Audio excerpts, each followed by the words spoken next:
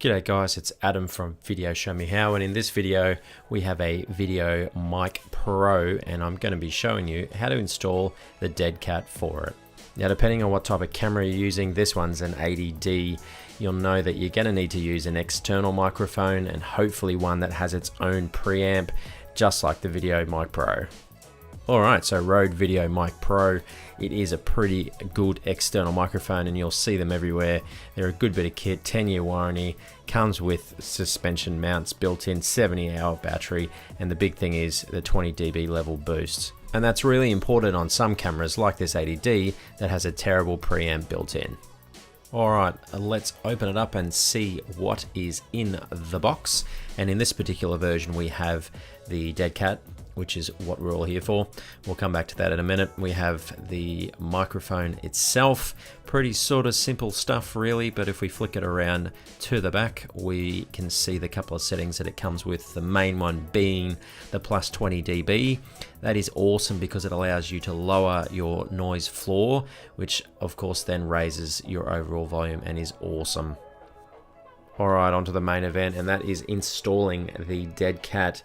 No idea why it's called that, but I'm just going with what the internet tells me. We have the split here, and that's the up side. The part with the bendy, elasticy piece of material, that is the bottom. So when you line it up, it should go in this direction on the microphone, just like this. Now, before you install it, make sure you've got your settings set up correctly and also installing a battery ready to go, because I've found the easiest way is to remove everything, including the standard foam cover, because it gives you nice and easy access to the battery casing there. Once you've got it installed, whack the standard filter back on and give it a test to make sure that it's working fine. This one is, as you can see.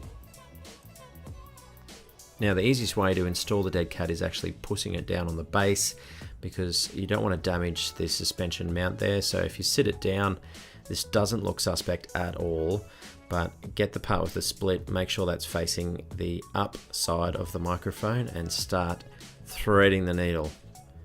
Give it a bit of a tug and get it down to the point where the bottom section here is starting to touch on the suspension mount, and then carefully, if you sort of pry it away, you should be able to pull it down in the little gap here.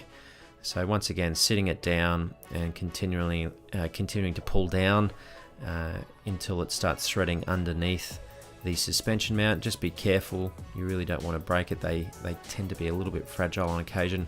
Keep pulling up until you find the split is right down to the base. Give it a final check, make sure it's all the way down over the top of the original foam housing until you get it so it should be able to fit right over the base. You can see a little bit of Velcro there, and it's just a matter of pulling tight and securing it in place. Once secured, just check the 4 little prongs of the suspension to make sure nothing's in the way, so you can still get solid suspension-y wiggling action, and you are pretty well done.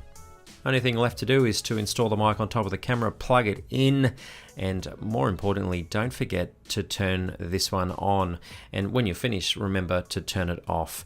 But other than that, you are ready and good to go. Hey guys, thanks for watching. I hope you enjoyed the video. Click here if you want to subscribe to the channel. You'll find lots of other videos showing you through how to do all sorts of stuff, just like this one and also this one. Other than that, I hope you have a great day. Remember to hit the subscribe button. It really helps support the channel, and I'll see you next time.